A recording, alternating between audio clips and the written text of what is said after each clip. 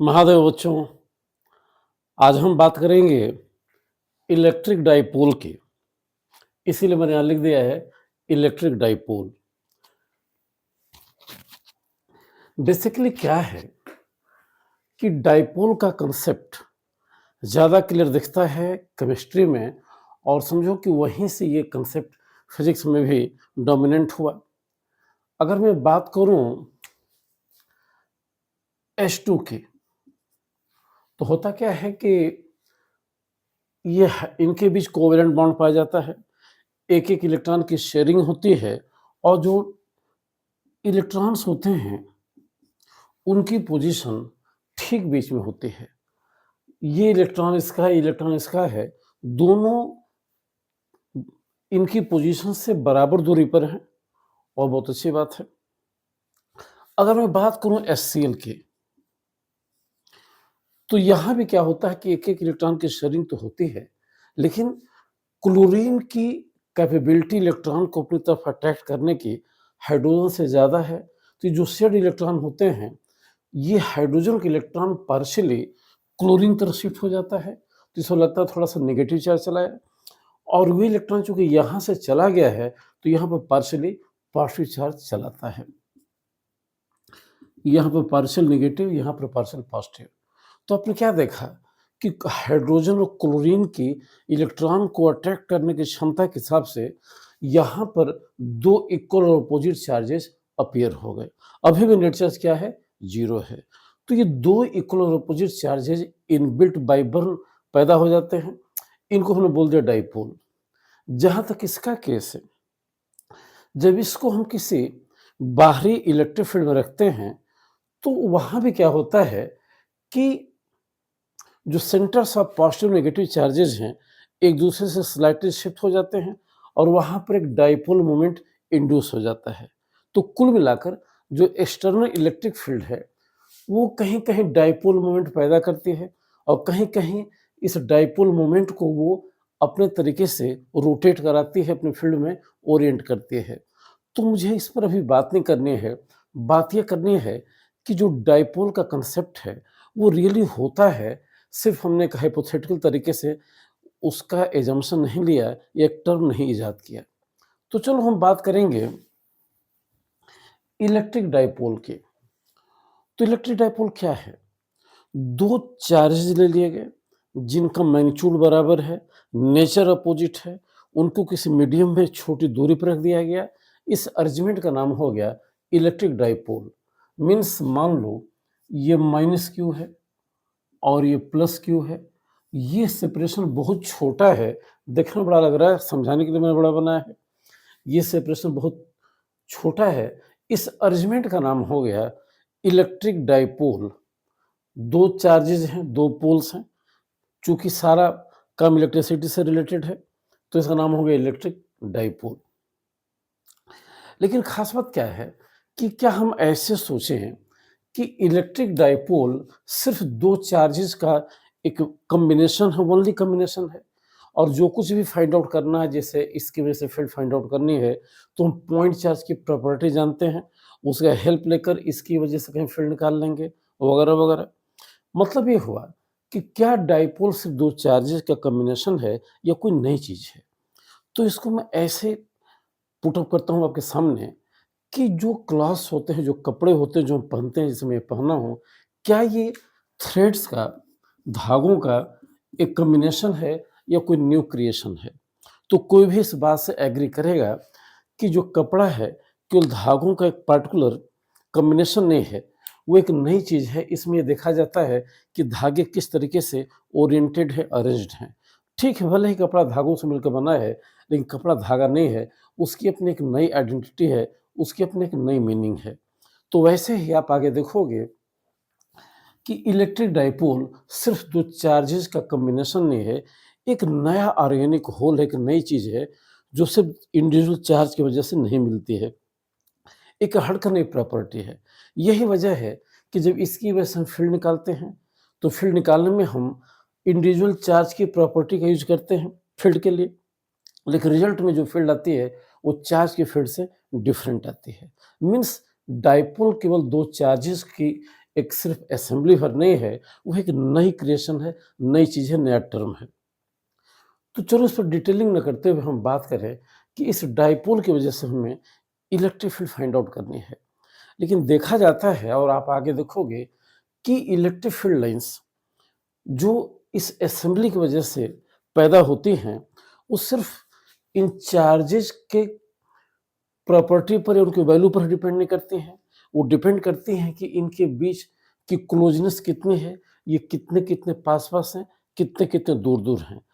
उस हिसाब से इलेक्ट्रिक फील्ड लाइन्स इनकी वजह से ड्रॉ की जाती हैं। फॉर एग्जाम्पल अगर ध्यान दो, इनको एक जगह अभी भी नेट चार्ज 0 है, अभी नेट चार्ज कितना प्लस है, माइनस है, 0 है। अगर इनको एक दूसरे से कोइंसाइड करा दें, तो टोटल चार्ज 0 हो जाएगा, फील्ड लाइन्स वानिश हो जाएंगे, गायब हो जाएंगे। इट मीन्स कि इलेक्ट्रिक फील्ड लाइन्स इस सेपरेशन पर डिपेंड कर रही हैं और चार्ज पर तो डिपेंड कर ही रही हैं। इन दो बातों को कि इलेक्ट्रिक फील्ड लाइन्स या इलेक्ट्रिक फील्ड जो हम आगे जानेंगे, वो चार्ज की वैल्यू पर इनकी म्यूचुअल सेपरेशन पर भी डिपेंड कर रही हैं। ये जो फील्ड का कॉन्फ़िगरेशन है, इन दो बातों पर डिपेंड कर रहा है। इन दो प्रॉपर्टीज़ को यानी कि चार्ज को और बीच के गैप को हम एक साथ असेंबल करते हैं और एक नया टर्म डिफाइन करते हैं, उसे बोलते हैं electric dipole moment. Electric dipole moment ही कुल मिलाकर इस बात को बताएगा कि उसकी वैल्यू अगर वेरी करेगी, तो इनकी वजह से उनकी ड्रॉन फील्ड लाइन्स का कॉन्फ़िगरेशन भी चेंज होगा और इनकी वजह से फ़ायदा कहीं इलेक्ट्रिक फील्ड भी चेंज होगी। तो बहरहाल वहाँ आने के पहले कि इलेक्ट्रिक फील्ड लाइन क्या होती है, कैसे होती है, वगैरह-वगैरह, हम इस टर्म को डिफाइन कर लेते हैं, इलेक्ट्रिक डाइपोल मोमेंट। यानी कि हमने क्या किया कि 2 चार्जेज़ ले लिए और बीच का सेपरेशन काफ़ी छोटा रखा, आपको समझाने के लिए बड़ा लिया गया है।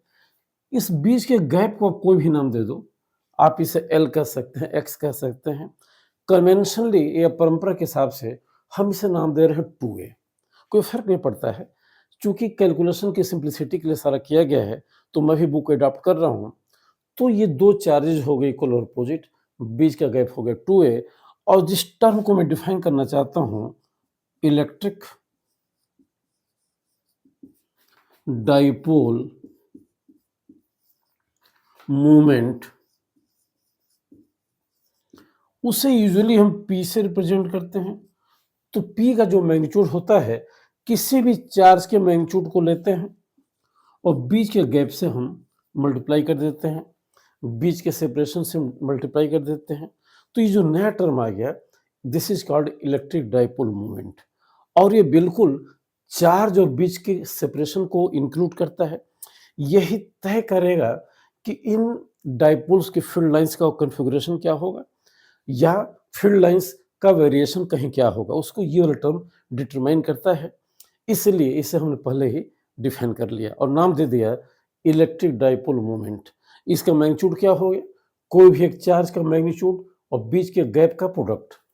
लेकिन ये एक वेक्टर क्वांटिटी है, इसकी डायरेक्शन होती है और उसकी डायरेक्शन हमेशा -q टू +q होती है। मीन्स इसमें इसकी डायरेक्शन ऐसे हो गई, -q टू +q। तो ये क्रूशियल फैक्टर है, ये डोमिनेंट फैक्टर है, यही इनके फील्ड के कॉन्फ़िगरेशन को, फील्ड की वैल्यू को डिटरमाइन करेगा। इसलिए शुरू में हमने इसको ऐसे डिफाइन कर लिया। तो अगर बात को रिपीट ज़्यादा ना करें तो एक ही लाइन बोलूँगा कि किसी डाइपोल का इलेक्ट्रिक डाइपोल मोमेंट कुछ नहीं है, किसी भी चार्ज का मैग्नीट्यूड और बीच के गैप का जो सेपरेशन है, उसका जो प्रोडक्ट हो गया, उसका मैग्नीट्यूड इलेक्ट्रिक डाइपोल मोमेंट की वैल्यू कहलाता है। यह एक वेक्टर क्वांटिटी है, इसकी डायरेक्शन हमेशा नेगेटिव से पॉजिटिव चार्ज की तरफ होती है। तो ये टर्म डिफाइन कर लिया और डाइपोल मोमेंट आपको बताया हूँ कि जब दो इक्वल और अपोजिट चार्जेस किसी मीडियम में बहुत छोटी दूरी पर रख दिए जाएं, तो उस अरेंजमेंट का नाम हो गया इलेक्ट्रिक डाइपोल और ये हो गया इलेक्ट्रिक डाइपोल मोमेंट। अब हमें ये जानना है और आपके सिलेबस में है कि इस अरेंजमेंट की वजह से जो सिर्फ चार्जेस की असेंबली भर नहीं है, एक नई चीज़ है, हमें इलेक्ट्रिक फील्ड फाइंड आउट करनी है। तो प्रश्न ये है कि इलेक्ट्रिक फील्ड कहाँ फाइंड आउट करनी है, यहाँ कहाँ? तो हमारे पास 2 रास्ते हैं। हमें ये शुरू में ही बताना चाहिए कि किसी रैंडम पॉइंट पर, किसी जनरल पॉइंट पर इलेक्ट्रिक फील्ड क्या होगी। लेकिन वहाँ पहुँचने के लिए, हालाँकि वो ज़्यादा साइंटिफिक अप्रोच है, वहाँ पहुँचने के लिए हम कुछ पार्टिकुलर केसेज़ लेते हैं, जो आपके कोर्स में भी हैं, और उसके तब बेस पर हम बड़े आराम से बता पाएँगे, और भी तरीके बताने के, लेकिन तब बड़े आराम से बता पाएँगे कि किसी जनरल पॉइंट पर इलेक्ट्रिक फील्ड का एक्सप्रेशन क्या होगा due to an electric dipole. तो चलो बहरहाल, अब हम बात करेंगे electric field due to dipole के, और एक खास पोजीशन में। अब जरा ध्यान दो, इस लाइन को हम डाइपोल की एक्सिस कहते हैं। जो लाइन दोनों चार्जेस को ज्वाइन करते हैं, आगे पीछे बढ़ा देते हैं, this line is called axis of the dipole. इसके किसी भी पॉइंट पर, वो पॉइंट यहाँ हो सकता है, यहाँ हो सकता है, यहाँ हो सकता है, हमें इलेक्ट्रिक फील्ड का एक एक्सप्रेशन फाइंड आउट करना है। तो कन्वेंशनली हमने पॉइंट यहाँ ले लिया, और हमें जानना है कि डाइपोल के एक्सिस के किसी भी पॉइंट पर इलेक्ट्रिक फील्ड का एक्सप्रेशन क्या होगा। तो इसके लिए हम एक काम करते हैं, एक डायग्राम दोबारा बनाते हैं। तो देखो बेटा, ध्यान से देखना, ये माइनस क्यू, ये प्लस क्यू, थोड़ा आगे बढ़ा दिए, this is point P, and we have to find out electric field at this point P on the axis of the dipole. Conventionally जैसा हमने कहा कि बीच की दूरी को हमने 2a लिया कैलकुलेशन के सिंप्लिसिटी के लिए, चलो इसे O मान लिया, इसे A कह दिया, एक नेमिंग कर दिया AB, एक नेमिंग कर दिया AB, O इस मिड पॉइंट है, ये डिस्टेंस 2a थे, तो इतने को A कहा और इतने को A कहा। ओरिजिन हम कहीं मान सकते हैं, सिंप्लिसिटी के लिए या कन्वेंशनली हम इसके मिड पॉइंट को मानते हैं, यहीं से सब कुछ मेजर करेंगे। तो यहां से पॉइंट P, ये जो पॉइंट P है, इसकी पोजीशन हमने ले लिया R। तो इस ओरिजिन से, जो हमने ओरिजिन एज्यूम किया है, इस पॉइंट P की पोजीशन क्या ले लिया भाई, R ले लिया। तो इसे हमने R कह दिया, and we have to find out electric field at point P due to the dipole. तो जैसा हमने कहा कि मैथमेटिकल अप्रोच नहीं, कुछ नहीं होगी। अगर हमें यहाँ पर इलेक्ट्रिक फील्ड निकालनी है इस डाइपोल की वजह से, तो इन चार्जेस की वजह से, प्लस क्यू और माइनस क्यू की वजह से, यह इलेक्ट्रिक फील्ड निकालेंगे, उनको वेक्टरली एडअप कर देंगे। ये मैथमेटिकल अप्रोच है। जो रिजल्ट आएगा वो due to dipole electric field को बताएगा। तो हम नया कुछ ना करें, ये मानते हुए कि पूरा मीडियम एयर है, आप कुछ और भी ले सकते हो। हमने कहा कि अगर हमें यहाँ इलेक्ट्रिक फील्ड निकालनी है, तो पहले प्लस क्यू की वजह से यहाँ इलेक्ट्रिक फील्ड निकाल लें, और माइनस क्यू की वजह से यहाँ इलेक्ट्रिक फील्ड निकाल लें, और दोनों को वेक्टरली जोड़ लें। तो देखो, अगर प्लस क्यू की वजह से निकालोगे, जिसे मैं ई क्यू कह रहा हूँ, तो पॉइंट चार्ज के लिए इलेक्ट्रिक फील्ड का फार्मूला आप ऑलरेडी जानते हो, डिस्कस हो चुका है। तो ये हो जाएगा 1/4πε0 क्यू, और पॉइंट प्लस क्यू की, यानी कि बी से यहाँ की दूरी को देखो, तो ये डिस्टेंस आर है बेटा, ओपी आर है, ओबी ए है, तो बीपी हो जाएगा आर माइनस है। ये आर माइनस से किसका सिंबल है कि जहां फील्ड निकालनी है उस पॉइंट की गिवन चार्ज से सेपरेशन। तो इस पॉइंट पी की क्यू से सेपरेशन हो गया बीपी के बराबर, और बीपी कुछ नहीं है, ओपी में से ओबी घटा दिया, ओपी मीन्स आर में से ए घटा दिया, तो ये चला आया। अब चूंकि चार्ज पॉजिटिव है, तो यहाँ फील्ड की direction away from the charge हो जाएगी, कुछ ऐसे हो जाएगी। तो इलेक्ट्रिक फील्ड का मैग्नीट्यूड ये हो गया, और डायरेक्शन इधर हो गई। अब देखो, फिर हमारे सामने बचता है माइनस क्यू चार्ज, तो इसकी वजह से यहाँ फील्ड इधर हो जाएगी। मैंने कई बार बताया कि निगेटिव पॉइंट चार्ज की वजह से फील्ड चार्ज की तरफ होती है। तो माइनस क्यू चार्ज है, उसकी वजह से पॉइंट पी में फील्ड निकालना है, तो टूवर्ड्स द चार्ज होगी, मीन्स एरो इधर हमने बना दी, इधर हो जाएगी। और वैल्यू क्या हो जाएगी, वैल्यू हो जाएगी 1/4πε0 क्यू। जब हम वेक्टर क्वांटिटी का मैग्नीट्यूड लिखते हैं तो साइन हमेशा पॉजिटिव रखते हैं, नेगेटिव से डायरेक्शन पता चलता है। तो कुल मिलाकर इसकी वजह से यहाँ फील्ड निकालना, तो फार्मूला होगा 1/4πε0 क्यू, और यहाँ से ये डिस्टेंस देखेंगे, AP देखेंगे, तो AP देखेंगे तो ये हो जाएगा AO plus OP। AO R A के इक्वल है और OP R के इक्वल है, तो सीधे हो जाएगा R प्लस, यहाँ लिख दिया R plus A whole square, और डायरेक्शन हो गए इधर। तो पॉइंट P पर डाइपोल की वजह से फील्ड निकालना मीन्स इन दोनों का वेक्टर सम फाइंड आउट करना। कोई भी देख बता देगा कि ये बड़ा है, ये छोटा है, क्योंकि सब कुछ सेम है।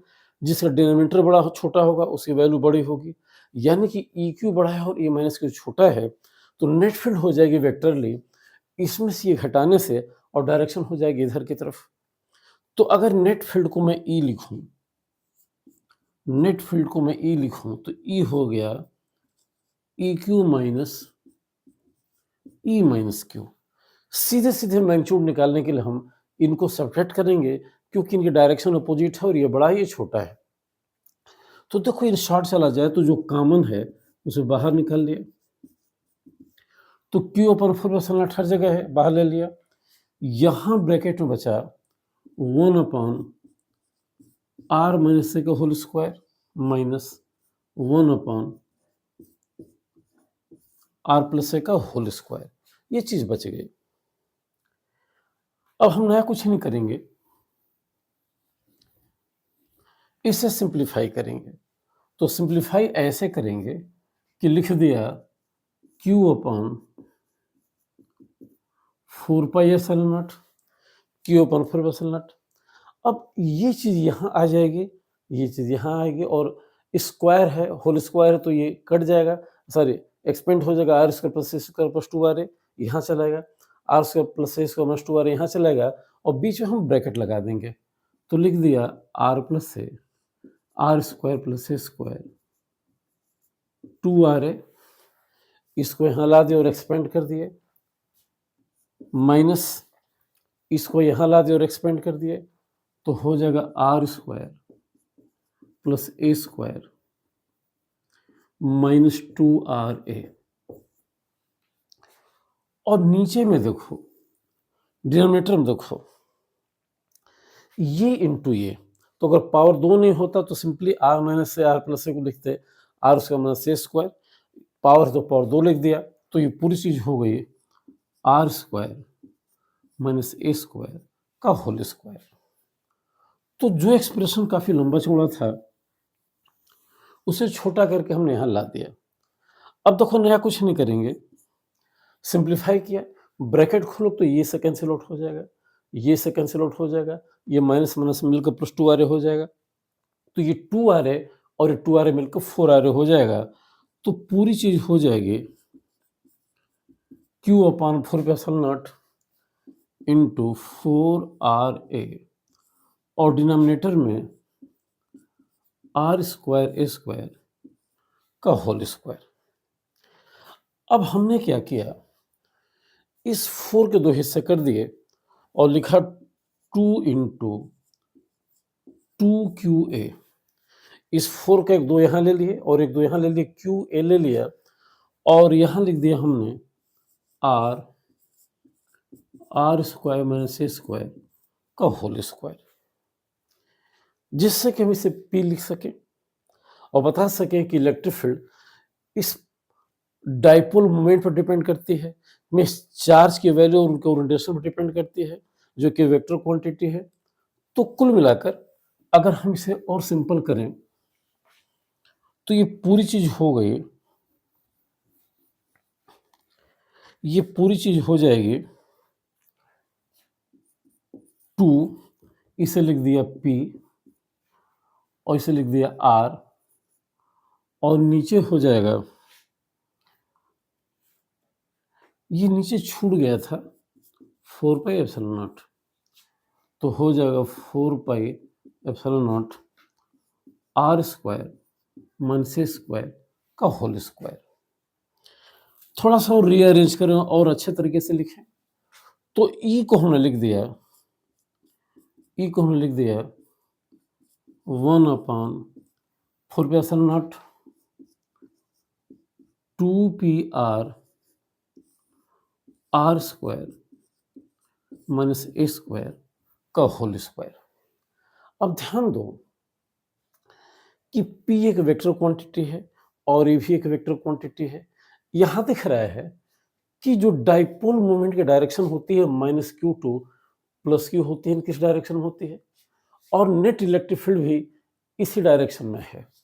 मीन्स नेट फील्ड भी इसी डायरेक्शन में है जो E Q minus E minus Q से मिली थी। नेट फील्ड इसी डायरेक्शन में है। देखो ये कंफ्यूजन नहीं होना चाहिए।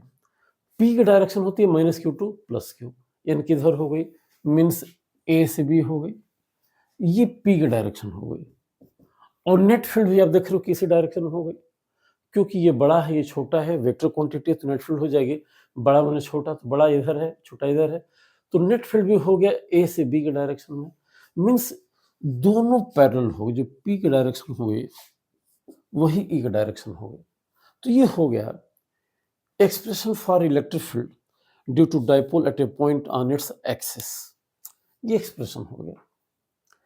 कभी कभी इसका एक पर्टिकुलर फॉर्म हम यूज करते हैं। पर्टिकुलर फॉर्म क्या है कि हम मानते हैं कि डाइपोल मोमेंट काफ़ी छोटा है, या यूं कहो कि जहाँ फील्ड निकालनी है वो पोजीशन डाइपोल से काफ़ी दूर है। मीन्स कुछ ऐसे कि माइनस क्यू है, ये प्लस क्यू है, और ये जो पॉइंट पी है ये फार डिस्टेंट है डाइपोल के सेंटर से। मीन्स एक्सिस के जो पॉइंट है उसकी पोजीशन डाइपोल के गैप से काफ़ी बड़ी है, और ऐसा होना नेचुरल भी है, क्योंकि जब हम डाइपोल बनाते हैं रियल लाइफ में, जिसे केमिस्ट्री में, तो चार्जेज के सेपरेशन के बीच का जो गैप होता है वो पिकोमीटर में होता है। तो पिकोमीटर में होता है, तो अगर हम जिस पॉइंट ऑफ फील्ड निकालना चाहते हैं अगर वो 1 मीटर भी हो तो 10⁻12 टाइम्स हम बड़ी दूरी पर फील्ड को निकाल रहे हैं। इसी को बुक की भाषा में बोलते हैं कि if we take a short dipole, तो जब शॉर्ट डाइपोल की हम बात करते हैं तो हम ये मान लेते हैं कि R is much much greater than A in the case of short dipole. और यूजुअली प्रैक्टिकल लाइफ में हमें शॉर्ट डाइपोल ही मिलता है। तो जब हम शॉर्ट डाइपोल की बात करते हैं तो हम एज्यूम करते हैं कि R बहुत बहुत ज़्यादा है A से, तो हम अप्रोक्सीमेशन करते हैं कि R square minus A square भी बहुत बहुत ज़्यादा होगा ए स्क्वायर से। या हम यूं कहें कि R square minus A square को रफली हम मान लेते हैं आर स्क्वायर।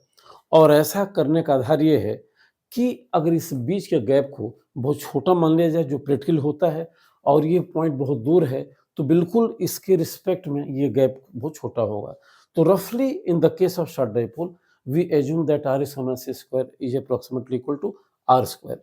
अगर ऐसा मान लें तो यही फार्मूला जो कि एक यूजुअल डाइपोल के लिए है, ये यहाँ कैंसिल आउट हो जाएगा और हो जाएगा r टू पावर 4, और ये सीधे हो जाएगा 1/4πε0 2πr, और नीचे हो जाएगा r⁴। ये हमने यहाँ पर कैंसिल कर दिया, तो r⁴ ये 4 हो गया। जो ऐसा हो गया ये हो जाएगा r3, और इलेक्ट्रिक फील्ड हो जाएगी सीधे सीधे E इक्वल्स 1/4πε0 2p/r3। तो this is the expression for electric field due to a short dipole at a point on its axis. तो यूजुअली 99% केसेज में हम इसी फार्मूले का इस्तेमाल करते हैं। वो जनरल फार्मूला था जिसका ये पर्टिकुलर फॉर्म है, और पूरा फार्मूला ही पर्टिकुलर है because we are calculating field at a particular point and that point is where on the axis of the dipole. तो एक एक्सप्रेशन ये हो गया, और ये सीबीएसई या 12th के बच्चों के लिए ये ज़्यादा सूटेबल है। कॉम्पिटिशन्स में भी ये आता है, ये कैसे है आपने देख लिया। अब चलो एक अगला केस लेते हैं और एक टर्म ढूंढते हैं, इक्वेटोरियल प्लेन। ये क्या होता है, या इक्वेटर क्या होता है, मीन्स इक्वेटोरियल प्लेन क्या होता है। तो बेटा कुछ भी नहीं है, ये चार्ज है, ये डाइपोल के चार्जेस हैं, इसके नॉर्मल बाइसेक्टर वाले लाइन की इमेजिन करो। ये लाइन इसे दो बराबर भागों में नॉर्मली बाइसेक्ट कर रही है, लेकिन ये लाइन नहीं है, ये एक प्लेन है, ऐसे काल्पनिक प्लेन है, एक ऐसा प्लेन जो इनके नॉर्मल बाइसेक्टर को कंटेन करता है और यूं जाता है। इस प्लेन का नाम हो गया इक्वेटोरियल प्लेन। एक लाइन है नहीं, मजबूरी है कि हम इसे फिगर में ऐसे दिखा देते हैं, but this is a plane. अब देखो, अगर ये प्लेन ऐसे है तो इसकी खास बात ये है कि उसका कोई भी पॉइंट लोगे, उसकी दूरी यहाँ से और यहाँ से हमेशा ही बराबर होगी, हमेशा ही इक्वल होगी। तो हमें ये जानना है कि इसी डायपोल के इक्वेटोरियल प्लेन में कोई एक पॉइंट है और वहाँ पर इलेक्ट्रिक फील्ड का एक्सप्रेशन क्या होगा ड्यू टू डायपोल। तो नया कुछ भी नहीं है, हम लोग करते हैं और बात उजर समझते हैं। तो देखो, हमने डायपोल बना दिया माइनस क्यू प्लस क्यू, और ये जो लाइन है, जो कि लाइन न होकर एक प्लेन है रियली, यही इक्वेटोरियल प्लेन है, और इसको हमने यहां से मिटा दिया। ये इक्वेटोरियल प्लेन है, इसमें ही कोई पॉइंट पी है, मान लो यहां भी हो सकता है, कहीं हो सकता है, यहां भी हो सकता है। हमें जानना है कि ड्यू टू डायपोल यहाँ फील्ड कितनी होगी। हमेशा एक तरह ये ए हो गया, ये बी हो गया, ये ए है, ये ए है, ये ओ है, और जहां ज्वाइन करते हैं उस इस पॉइंट पी का जो पोजीशन वेक्टर है वो आर है, तो ये आर हो गया, एंड दिस इज, ये आर हो गया। अब नया कुछ नहीं है, ये माइनस क्यू प्लस क्यू यहाँ जितनी नेट फील्ड पैदा करेगा उसका वेक्टर सम है पॉइंट पी पर due to dipole electric field होगा। तो हम इसे ज्वाइन कर रहे हैं, तो हमने इसको ज्वाइन कर दिया और इसे ज्वाइन कर दिया। अब देखो ये कैसा, पहले हम ये डिस्टेंस देख लें कि कितनी होगी। तो आर है, ये है राइट है, ये right angle triangle Pythagoras theorem का यूज करेंगे, तो आप जानते हो कि ये डिस्टेंस जो पी बी है, जो पी बी है, पी बी है, और उतनी ही पी ए भी है, उतनी पी ए भी है, ये सीधे सीधे हो जाएगा आर स्क्वायर ए स्क्वायर का रूट, तो ये सीधे ये हो गया। तो ये पॉइंट चार्ज प्लस क्यू यहां जो फील्ड पैदा करेगा अवे फ्रॉम द चार्ज करेगा, जिसको हमने एक नाम दे दिया E Q, E Q direction हो गई। ये माइनस क्यू चार्ज है, फील्ड टुवर्ड्स द चार्ज पैदा करेगा, तो ये फील्ड हो गई ई माइनस क्यू। तो इस पॉइंट पी पर दो फील्ड हो गई, एक फील्ड थोड़ा अच्छा नहीं बना है,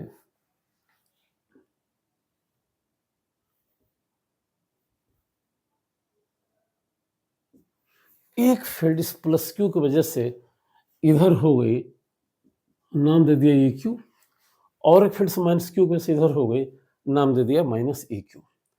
अब देखो, दोनों फील्ड चाहे ई क्यू हो, ई क्यू हो या ई माइनस क्यू हो, दोनों का मैग्नीट्यूड सेम होगा, क्योंकि चार्ज की वैल्यू सेम है, और पी से दोनों की जो डिस्टेंस है पी ए चाहे पी बी भी सेम है। तो जो दोनों की वैल्यू हो जाएगी वो सीधे हो जाएगी 1/4 क्यू, इस डिस्टेंस का स्क्वायर करो चाहे इसका स्क्वायर करो तो हो जाएगा R square plus A square. तो पॉइंट पी पर दोनों फील्ड की वजह से इलेक्ट्रिक फील्ड का जो मैग्नीट्यूड हो गया वो इतना हो गया। अब हमें कुछ नहीं करना है, यही ई क्यू वेक्टर है और ये ई माइनस क्यू वेक्टर है, हमें इनका रिजल्टेंट निकालना, तो वेक्टर की जानकारी होनी चाहिए। तो नया कुछ मत करो, एक हमने यूं ड्रॉ कर दिया और कहा कि ये एंगल थीटा होगा। तो इस ट्रायंगल में पी ए बी में पी ए पी बी के बराबर है, दोनों साइड इक्वल है तो अपोजिट एंगल भी इक्वल होंगे, तो थीटा हो गया। ये और ये अल्टरनेट एंगल है, इक्वल हो गए, ये और ये करस्पॉन्डिंग एंगल है, इक्वल हो गए। तो अगर इन दोनों को थीटा कहते हैं, थीटा को भी थीटा हो गए। अब हमें सीधे ई क्यू और ई माइनस क्यू का रिजल्टेंट फाइंड आउट करना है। तो हमने वेक्टरों को ऐड कैसे करते हैं ये मैं ऑलरेडी बता चुका हूँ, यहाँ मैं डिटेलिंग नहीं करूँगा। उस कोई पीछे का बेटा वीडियो देखो, आपको सारी बात समझ में आएगी। तो मैं ओरली कहूँगा कि देखो, इसके 2 कंपोनेंट होंगे, E माइनस Q के 2 कंपोनेंट होंगे, इधर एक हो जाएगा और एक इधर हो जाएगा। इसके भी 2 कंपोनेंट होंगे, एक इधर होगा, एक इधर होगा। तो अगर मैं इसके कंपोनेंट लिखूं, तो लिखूंगा, जो आप जानते हो, थोड़ा साफ सा लिख दूं, तो हो जाएगा E minus Q cos theta. इसका कंपोनेंट इधर हो जाएगा E minus Q cos theta, और इधर हो जाएगा R के इस साइड में हो जाएगा, ये हो जाएगा E minus Q sine theta. तो इस E माइनस क्यू का हमने 2 कंपोनेंट लिए, इधर हो गया E minus Q cos theta, इधर हो गया E minus Q sine theta. वैसे ही EQ के 2 कंपोनेंट मिलेंगे, तो इधर मिलेगा EQ cos theta, EQ cos theta, और U नॉर्मल डायरेक्शन में मिल जाएगा, ऐसे जो मिल जाएगा, U जो इधर मिल जाएगा, हो जाएगा EQ साइन थीटा। तो थोड़ा अच्छा नहीं लिखा हूं, फिर भी बात को जरा समझो। हमने कहा कि पॉइंट P पर इसकी वजह से फील्ड इधर हो गई, पॉइंट P पर इसकी वजह से फील्ड इधर हो गई। अब इसकी फील्ड के 2 कंपोनेंट होंगे, इसकी फील्ड के 2 कंपोनेंट होंगे, एक इधर E minus Q cos theta, इधर E plus E minus Q sine theta. और इसकी फील्ड जो EQ कहला रही है, इससे 2 कंपोनेंट हो गए, इधर EQ कॉस थीटा और इधर EQ साइन थीटा। तो E माइनस क्यू के भी 2 कंपोनेंट हो गए और E प्लस क्यू के भी 2 कंपोनेंट हो गए। आपको दिख रहा है कि जो ये कंपोनेंट है प्लस क्यू का EQ cos थीटा, और ये जो कंपोनेंट है माइनस क्यू वाला E minus Q cos theta, दोनों के वैल्यू सेम है, डायरेक्शन क्या है, अपोजिट है, तो ये मिलकर कैंसिल आउट करेंगे। तो ये और ये मिलकर कैंसिल आउट करेंगे। तो टोटल फील्ड के लिए इनकी यही कंपोनेंट जिस डायरेक्शन में है, EQ cos थीटा और E minus Q cos theta, यह रिस्पॉन्सिबल होंगे। तो चूंकि दोनों एक ही डायरेक्शन में है, तो नेट फील्ड निकालना बड़ा इजी हो जाएगा। नेट फील्ड हो जाएगी EQ cos theta plus E minus Q cos theta. लेकिन बाय द वे, जितनी वैल्यू EQ की है उतनी वैल्यू E माइनस क्यू की है, आप यहां से देख रहे हो, तो दोनों को लिख दे मिलकर 2EQ cos थीटा। ओके बेटा, अब हम नया कुछ नहीं करेंगे, EQ की वैल्यू यहां से ले लेंगे। तो अगर EQ की वैल्यू यहां से ले लिया, तो सीधे हो जाएगा 2, और EQ को लिख दिया 1/4 Q R square plus A, जैसा कि पीछे लिखा था। अब देखो cos थीटा क्या होगा, इस ट्रायंगल को देखो, PAO को cos थीटा हो जाएगा बेस बाई हाइपोटेन्यूज। बेस कितना है, A है, और हाइपोटेन्यूज कितना है, PA के बराबर है। तो सीधे हो गया A/R square plus A square का रूट कहो या पावर हाफ कहो, बात एक ही हो गई। तो ये सीधे हो जाएगा R square plus A square का पावर हाफ। अब देखो 2QA को मैंने एक साथ लिख दिया, तो पूरी चीज हो गई 1/4 2QA, और नीचे इस पर पावर 1 से पावर हाफ है, तो सीधे ऐड कर दिया, तो पावर हो जाएगा R square plus A square का पावर 3/2। ये नेट फील्ड की वैल्यू इधर चलिए, नेट फील्ड इधर है, इसकी वैल्यू इतनी चलिए, ये हमेशा की तरह P हो जाएगा। तो अगर ये P हो जाएगा, तो थोड़ा मैं मिटा दूं, तो मैं लिखूंगा सीधे सीधे E बराबर 1/4πε0, और ये हो जाएगा P, this is P, this is P, और नीचे हो जाएगा R square plus A square power 3/2।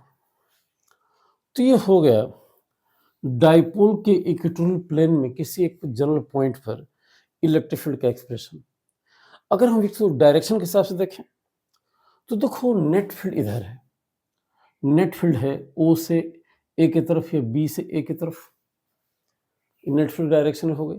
और डाइपोल मोमेंट की डायरेक्शन बेटा मैंने बताया था हमेशा -q2 + q होती है, तो पी की डायरेक्शन इधर हो गई।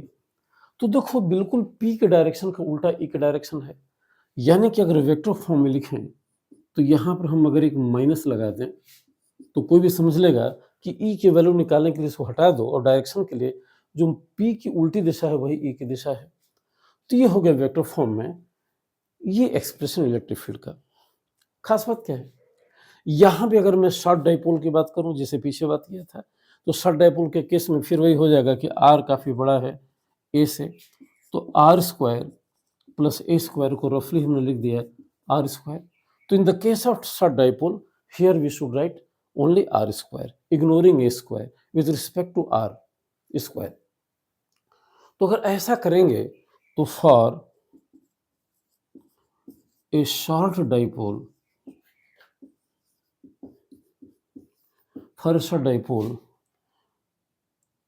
ई हो जाएगा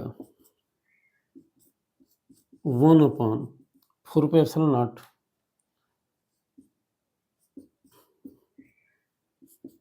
देखो बेटा यहाँ पर जब इसको आप इग्नोर कर दोगे तो 2 से 2 कट जाएगा, नीचे हो जाएगा r3, तो सीधे हो जाएगा r3।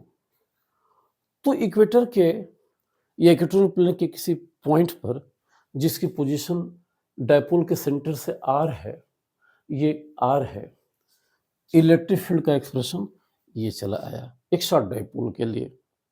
99.9% केसेज में हम शॉर्ट डाइपोल की ही बात करते हैं। तो ये दो एक्सप्रेशन हो गए। अब देखो एक जनरल पॉइंट पर, यानी कि जिस पॉइंट पर ड्यू टू डाइपोल फील्ड निकालनी है वो ना एक्सिस पर है ना इक्वेटर पर है, तब इलेक्ट्रिक फील्ड क्या होगा, ये हमारे लिए एक तरीका है, एक अप्रोच है हमें बताने की वो कैसे हम निकालेंगे। उस पॉइंट तक पहुंचने के कई रास्ते हैं। आगे जिन्होंने फील्ड ऑफ पोटेंशियल का रिलेशन पढ़ा है उसके हेल्प से भी कर सकते हैं, और यहाँ हम जानबूझकर इन दो अप्रोचेस को जो कि पर्टिकुलर केसेस थे के हेल्प से भी हम एक किसी भी रैंडम जनरल पॉइंट पर due to dipole electric field का एक्सप्रेशन फाइंड आउट कर सकते हैं। लेकिन ध्यान दो कि जो एक्सप्रेशन फाइंड आउट करेंगे या जो डाइपोल हम लेंगे वो वेरी शॉर्ट डाइपोल है, मीन्स उसके लिए इलेक्ट्रिक फील्ड का एक्सप्रेशन वही होगा जो आखिर में हमने दोनों केसेस में लिखा है। वहां तक पहुंचने के कई रास्ते हैं, कई आर्गुमेंट हैं, कई अप्रोचेज हैं। सिंपल वे से मैं चल रहा हूं और आप बात वगैरह समझो कि कैसे होगा। तो देखो पहले हम बना दें ये -q + q, एक वेरी शॉर्ट डाइपोल है, देखने में बड़ा लग रहा है फिगर की सहूलियत के लिए। और जिस पॉइंट पर फील्ड निकालनी है वो पॉइंट ना इक्वेटर पर है ना एक्सिस पर है, उसकी पोजीशन यहां से r है और कहाँ से मेजर की गई है, मिड पॉइंट से मेजर की गई है, मिड पॉइंट से मेजर की गई है, और वो एक्सिस से थीटा डिग्री के एंगल पर है। ये थीटा इक्वेटर के केस में 90 होता था, एक्सिस के केस में 0 हो जाता था, ये थीटा रैंडम है। और यहां पर हमें बताना है कि इलेक्ट्रिक फील्ड कितनी होगी इस पॉइंट P पर। तो देखो इसके कई अप्रोचेज हैं। हम ये मानते हैं कि जो बेसिक डाइपोल है, जो गिवन डाइपोल है, जहां पर ये हमने ए कहा, ये कहा, इसके डाइपोल मोमेंट की डायरेक्शन जो हो जाएगी, इसके डाइपोल मोमेंट की डायरेक्शन हो गई इधर की तरफ -P2 -q2 + q। हम इस डाइपोल के यानी कि शॉर्ट डाइपोल के दो कंपोनेंट लेते हैं, एक इस पॉइंट P के लॉन्ग, R के लॉन्ग, और एक पॉइंट P के नॉर्मल मिलेगा। तो P के अलॉन्ग मिल जाएगा P cos थीटा और इधर मिल जाएगा P sin थीटा। तो इस P की जो कि वेरी शॉर्ट डाइपोल है, बार बार ध्यान रखो ये वेरी शॉर्ट डाइपोल है, जिसका ये डाइपोल मोमेंट बहुत छोटा होगा। तो P के दो कंपोनेंट हो गए, P cos theta, P sin theta. अब हम ऐसे एज्यूम करते हैं सहूलियत के लिए कि क्यों न हम यूं सोचें कि जो पॉइंट P है, ये जो पॉइंट P है, ये इस एक नए डाइपोल जिसका dipole moment P cos theta है के एक्सिस का पॉइंट है। और क्यों हम ऐसा सोचें कि जो पॉइंट P है एक नए डाइपोल जिसका dipole moment P sin theta है के अप्रोक्सीमेटली इक्वेटर का पॉइंट है। अगर इसे थोड़ा आगे बढ़ाते तो लाइन इस पर नॉर्मल दिख रही है। इस अप्रोच से जो एग्जैक्ट सही अप्रोच नहीं है लेकिन रफली हम इससे काम चलाते हैं, हमें पॉइंट P पर इलेक्ट्रिक फील्ड का एक्सप्रेशन फाइंड आउट करना है। तो ये मानते हुए कि we have taken a new dipole having dipole moment P cos theta and point P having position R is a point of axis of the dipole, ये मानते हुए बिल्कुल हम यहाँ पर इसकी वजह से इलेक्ट्रिक फील्ड निकाल सकते हैं एक्सिस वाली पॉइंट का, जिसे के नाम दे दो ER। तो ER नाम दे दिया तो ER हो जाएगा एक्सिस पर फील्ड का फार्मूला। तो हमने भी देखा कि होता है 1/4 2p/r³, लेकिन P क्या है, P cos थीटा है, तो हो जाएगा 2p cos theta by r³। तो फिर से बात को रिपीट कर दूं कि गिवन डाइपोल का डाइपोल मोमेंट है P, हमने P के दो कंपोनेंट लिए P cos theta P sin theta. P cos theta को हमने एक नया डाइपोल माना जो गिवन पॉइंट P, जहां पर गिवन पॉइंट P इस डाइपोल के एक्सिस का पॉइंट है और डाइपोल के समझो कि मिड पॉइंट से रफली इस पॉइंट P की डिस्टेंस r के बराबर है। तो due to P cos theta जो कि इस नए डाइपोल के एक्सिस का पॉइंट है, इलेक्ट्रिक फील्ड का फार्मूला हो जाएगा जस्ट अभी हमने निकाला 1/4 2p cos theta by r³। वैसे ही आप मान सकते हो कि P sin थीटा का डाइपोल है और पॉइंट P से डाइपोल के इक्वेटर का पॉइंट है। यहाँ पे जो इलेक्ट्रिक फील्ड होगी वो P के जस्ट उल्टे डायरेक्शन में होती है, तो कुछ ऐसे हो जाएगी। इसको नाम दे दिया ई थीटा। तो ई थीटा हो जाएगा 1/4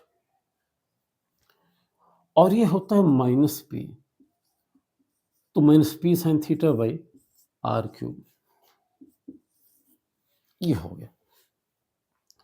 तो पॉइंट P पर नेट फील्ड निकालने के लिए हमने ये माना कि पॉइंट P एक नए डाइपोल जैसा dipole moment P cos theta है कि एक्सिस का पॉइंट है, पॉइंट P एक नया डाइपोल जैसा dipole moment P sin theta है कि इक्वेटर का पॉइंट है, और इस हिसाब से ये फील्ड निकल गई।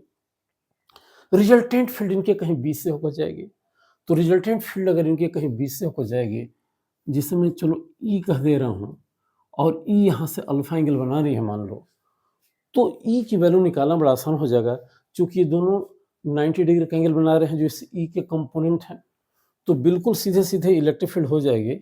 मैं यहाँ लिख दे रहा हूँ बेटा, तो E हो जाएगा ER²